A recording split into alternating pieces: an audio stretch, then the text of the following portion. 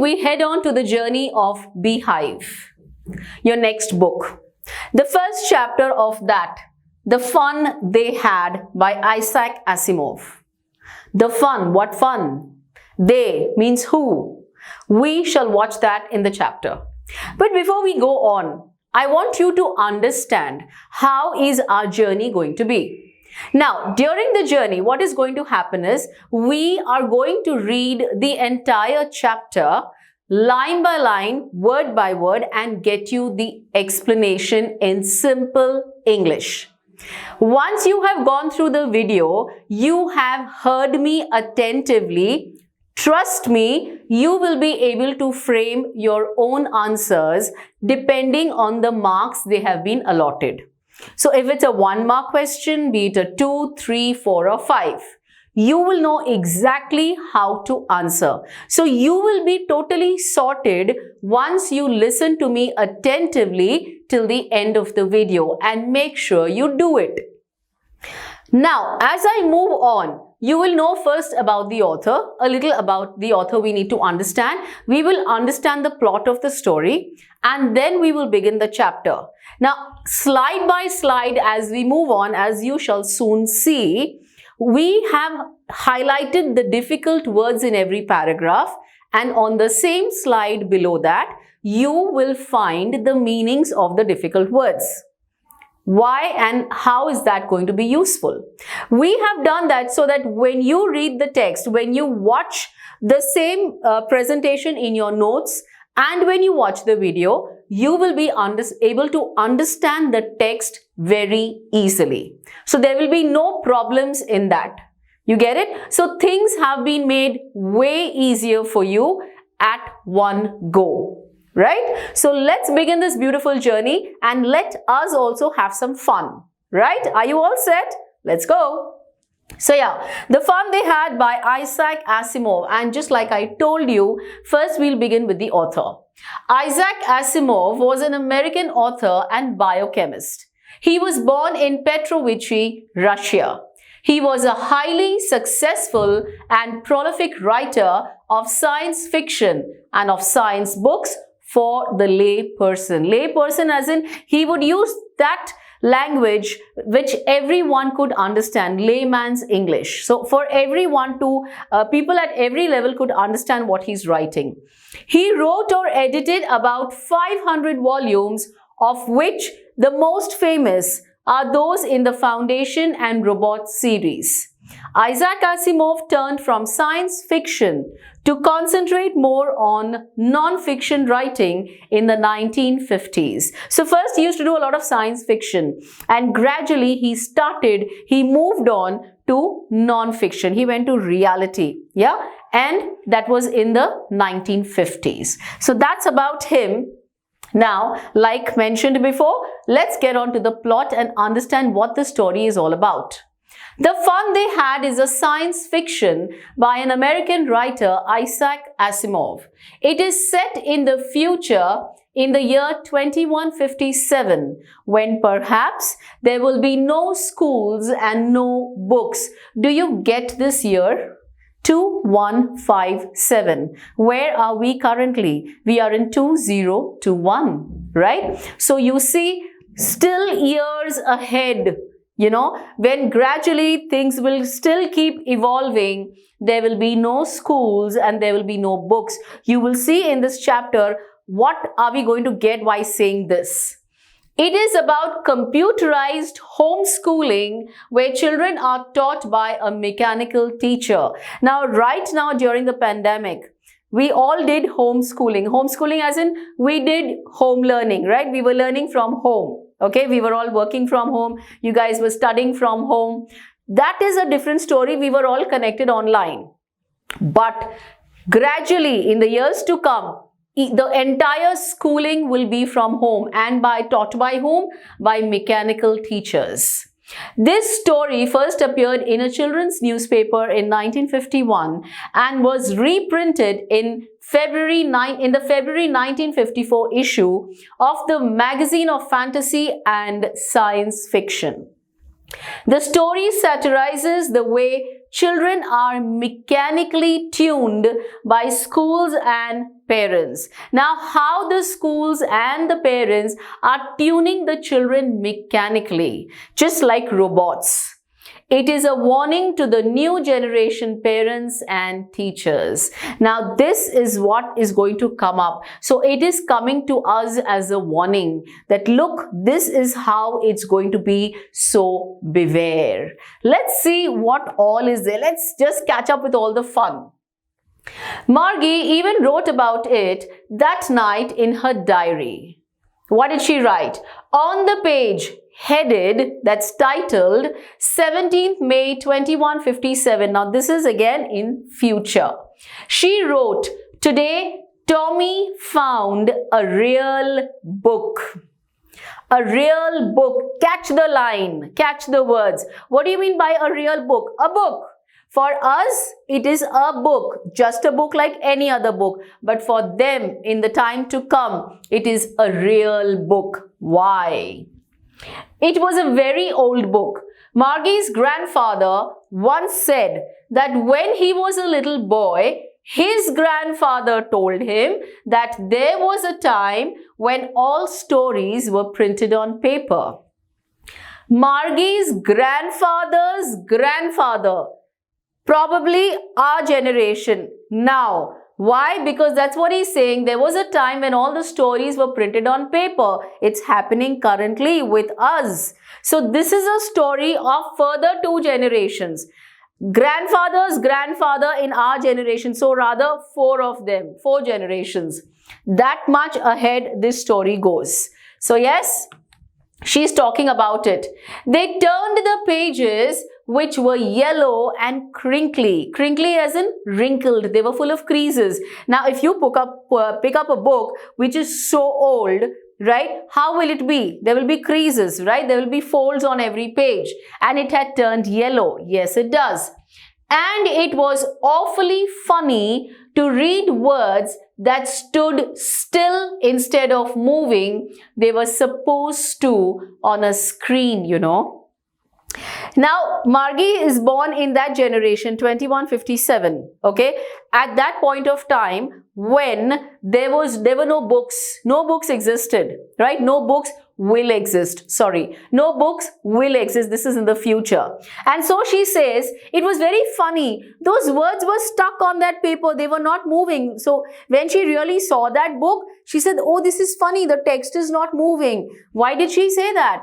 Because she was used to that reading. She was used to reading online, on the screen. And on the screen, the text kept moving, right? So for her, when she was born, she saw only that.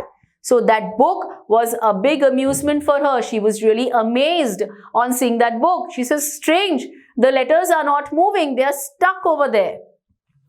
And then when they turned back to the page before, it had the same words on it that it had when they read it the first time. She says, oh, now they read page 1, they read page 2, they read page 3. Okay, they saw the text was not moving. They went back again to page 1 and they realized, oh my God, the text is the same. It has not changed. And again, why do they say that? Because they haven't seen anything like that. They will be seeing something which keeps moving. It keeps changing. For them, the same thing to come again and again, that same book, that same story, same words, everything same they have not grown with that. They have grown with a different scenario. Yes? So this is what they said. When she saw it the first time, it was the same thing. Then she flipped through the pages. She went there. Again, when she went back to that page, they were the same. So she was a little shocked. She says, how come it's possible? Gee, said Tommy. Now, it's a mild expression, typically of surprise or sympathy. It's like, oh, you know, those types. Said Tommy, what a waste. Come on, it's the same thing again. Isn't that a waste? When you are through with the book, you just throw it away, I guess. He's saying, oh, that means if you read that entire book, you're done with the story. What do? Throw it away? Because obviously you will not read that book again and again. So you just have to throw it. Our television screen must have had 1 million books on it. And it's good for plenty more. I wouldn't throw it away. Now what has their generation seen? It has seen a television screen. They have this screen that is their book. And there millions and millions of books have come and gone. They have read. Obviously, they will not throw the television screen. Whereas the book, once you read it, you have to throw it. So he found that a waste, absolute waste. Same with mine, said Margie. She was 11, now she's 11 years old, and hadn't seen as many telebooks as Tommy had. He was 13. Now they use telebooks, books made available in text on a television screen. Now those books are available on the screen. Of course, even we do have Kindle, we have so many other online books right now. But for them, real books will never exist, right? They will be all gone. They will be gone with us. Yes, that till that generation, who stays, it all depends. So they hadn't seen, now she was 11 and he was 13, right? Tommy was 13. He had read way more books than her. He was 2 years elder and she hadn't come across such books. She said, "Where did you find it?" She says, "Oh, that's something strange. Where did you find this?" "In my house," he pointed without looking, because he was busy reading. "In the attic." In the attic as in a space or a room partly inside the roof of a building. In the roof, you have that place generally, where you store, just like we have a store room these days. They used to keep stuff in the attic, which was there in the roof of the building. Their bungalows sort of thing. So he said, "I found it there." "What's it about?" And she asked him, "What's it about? What is there in that book?" And he says, "It's about school." Margie was scornful. Scornful as in expressing contempt. She said, "School?" That's what she did. "What's there to write about school? I hate school." Now she was just an 11-year-old kid. Obviously, just like you don't like school. I'm sure many of you are there, but I'm sure there are many who do. Alright, so exceptions exist. So yeah, she was very scornful about it. She says, "Who can write about a school? That's so boring." Margie always hated school, but now she hated it more than ever. Why so?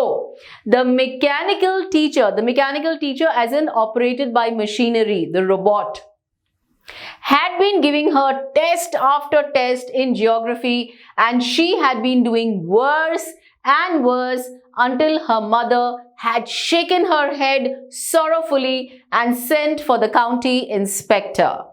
Now, why did she hate school even more? Because the robot, the mechanical teacher, would give her lots of tests, and especially in geography. And how was she faring those tests? Worse. Day by day, her marks went on decreasing. And till then, her mother, she caught hold of her. She said, "This is not happening." And she called for the county inspector. What do you mean by the county inspector? Geographical region of a country used for administrative purposes. So he belonged to that that geographical region, and he was there, so he was called for, right, to see what is wrong, actually what is happening. He was a round little man with a red face and a whole box of tools with dials and wires. What do you mean by dials? It is a flat plate with a scale and pointer for showing measurements of weight, volume or pressure. Now that was one of the tools he was carrying. He smiled at Margie and gave her an apple, then took the teacher apart. Took the teacher apart as in the robot. He just took that robot from there. Margie had hoped he wouldn't know how to put it together again. She's saying, "I just hope he takes all the time, or maybe even is not able to do it. Put it together as in assemble different parts together. Again, put it back together, and I hope it just doesn't work." But he knew how. All right. And after an hour or so, there it was again, large and black and ugly, with a big screen on which all the lessons were shown and the questions were asked. So that robot had a big screen, right? And on that screen, everything would be visible. All the lessons were shown, the questions were asked. So the county inspector managed to put that robot into proper working again. That wasn't so bad. The part Margie hated most was the slot where she had to put homework and test papers. Now, what was irritating her the most was the slot, the part where she had to put homework. Now here, ma'am, I forgot the book at home. Ma'am, I didn't do the homework. Ma'am, I forgot the book in school. No such excuses could be entertained because it was homeschooling. Right? So you see how lucky you people have been instead. Now she couldn't manage putting up any excuse. She had to submit her homework and her test papers. Otherwise that thing wouldn't go further. She always had to write them out in a punch code. Do you see the punch code? How it is? It is a punch code, a machine operated by a keyboard for coding information by punching holes in cards or paper tape in specified patterns, right? So this is how she had to do, and this was something she had learned when she was 6 years old, and the mechanical teacher calculated the marks in no time. So as soon as she would enter the entire test paper, written in punch code, she would get the results very fast. It would be calculated by the mechanical teacher and there would be the result. The inspector had smiled after he was finished and patted Margie's head. Patted as in he touched quickly and gently with the flat of the hand. Very flatly he just patted her head. He said to her mother, "It's not the little girl's fault, Mrs. Jones." Now this is the mom's name. "I think the geography sector was geared a little too quick." Geared as in it was adjusted using gears. So just like you want to move, when you start the car, you are just on gear 1 and then you go a little faster, you pick up speed, you go to 2, you go to 3. Of course, you do have automatic cars, but then as the gears work. So likewise, the geography thing was actually done in such a way that it depended on the level or the age of the child. So, but for her, as per her age of 11, it was geared, it was adjusted a little too quick. Those things happen sometimes. I've slowed it up to an average 10-year-old level. Now you see, he brought the average down. Actually, the overall pattern of her progress is quite satisfactory. She has done a good job even though that thing was highly geared. And he patted Margie's head again. Margie was disappointed. She says, "Oh God, it has started working and again I have to get on to my tests and lessons."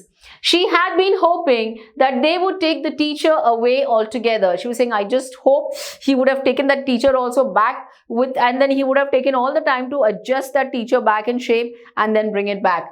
They had once taken Tommy's teacher away for nearly a month because the history sector had blanked out completely. Now, Tommy had been lucky at one point of time. For a month, that robot was taken to be fixed. Why? Because the history sector had blanked out completely. So to put that thing back, to get it back into shape, it took them a month. And for that 1 month, Tommy had a great time. So she said to Tommy, "Why would anyone write about school?" She's saying, "Okay, tell me one thing. This is so irritating. Why would anybody want to write about school?" Tommy looked at her with very superior eyes, as in a conceited expression having a high opinion of oneself. He felt like proud types with very superior eyes, because it's not our kind of school. Stupid. This is the old kind of school that they had hundreds and hundreds of years ago. He says, why did they write? Because that schooling that time was way different. Hundreds and hundreds of years ago, they had a different way, different type of a school, unlike ours. Ours is way better. He added loftily, pronouncing the word carefully, centuries ago. Loftily as in haughty or supercilious. You think like you are superior, you are way better than the others. So that's how he put it, centuries ago, 100 years ago. Says that was long time, and he felt like, oh, we are way better than them. Margie was hurt. Well, I don't know what kind of school they had all that time ago. She says, I wonder what type of schooling was then. We should know. What was it?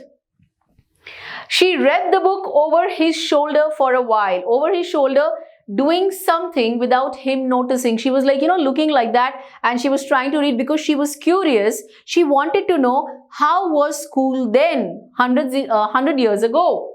So she read the book over his shoulder for a while and then said, anyway, they had a teacher. Now she saw this, right? And she can see a human. She could see there was a teacher. Sure, they had a teacher, but it wasn't a regular teacher. It was a man. Now, what do they have? They have mechanical teachers. Whereas then, that means now, we have teachers right here. A man? How could a man be a teacher? Now, she has never seen anything like this. From the time she is born and she has seen homeschooling, she has the experience of actually a human coming and teaching her. She's always seen a mechanical teacher. Well, he just told the boys and girls things and gave them homework and asked them questions. Sounds simple, really, isn't it? No ways. So yeah, that's what he's trying to tell. He says, oh, you know what it was? They would just tell the boys and girls things, like I'm telling you, they're not just things, and gave them homework and asked them questions. So this is how he's describing it to her. It was then. A man isn't smart enough. She says, oh, a man isn't smart enough. Sure he is. My father knows as much as my teacher. He knows almost as much, I betcha. Now this was the language, I bet you. Says, oh, of course, my father knows exactly, in fact, as good as my teacher. So they are really smart and clever enough. Margie wasn't prepared to dispute that. She wasn't ready to challenge that. She says, okay, fine. She accepted it. She said, I wouldn't want a strange man in my house to teach me. Now, she has never been to a school. For her, the house, one part of the house is her school. So she does not know, she had no idea that centuries ago, that's now, like children go to a particular building which is called a school, and all the children from everywhere come there, and that's how schooling was done. She had seen the school in her house because she had done homeschooling. So she's like, I wouldn't want a strange person to come to my house to teach me. Why would I let that happen? Tommy screamed with laughter. You don't know much, Margie. The teachers didn't live in the house, saying that was not the case. They had a special building and all the kids went there. That's now. We have a special building called a school and we all go there. And all the kids learnt the same thing. She says, oh, my teacher teaches me as per my level. And there, if all the kids went together, all of them learnt the same thing? Sure, if they were the same age. Says, of course, they would, but obviously as per the class, as per the age.